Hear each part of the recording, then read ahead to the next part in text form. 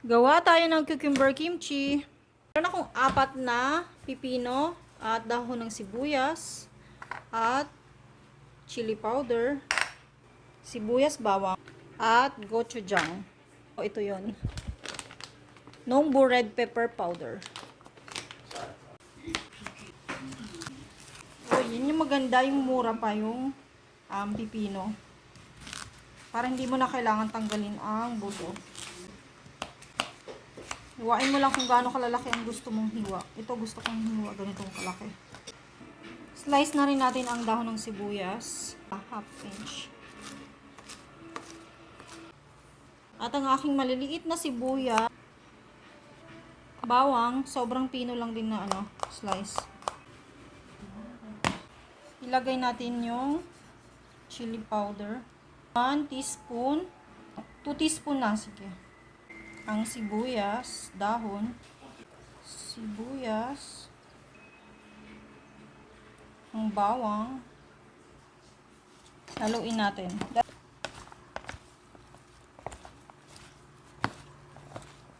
Hindi ko na pala ibinabad to sa asin kasi pag binabad ko sa asin magtutubig siya. Hindi na siya masyadong crunchy kapag nagtubig siya. Gusto ko yung ganyan. Parang salad lang din naman talaga ito. Ayan, halong-halo na maigi. Titimplahan ko ng brown sugar. Konti lang. Yan, okay na yan. Tapos suka. Isang puno nito siguro. Okay na yan. Tapos, mga 1 kutsarang patis. Yan. Tapos, ito asin. Ganyan lang karami. Mga half tablespoon lang. Haluin lang natin ulit. Napakasarap nito. Sarap papakin nito.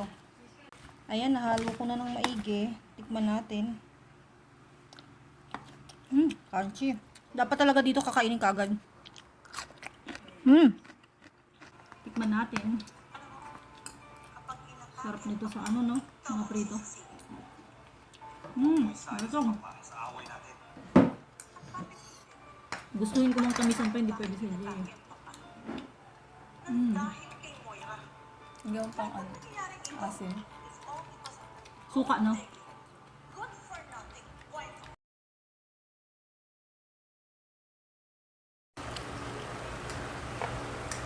Hindi na parang may suka na yung kailangan. Ano na?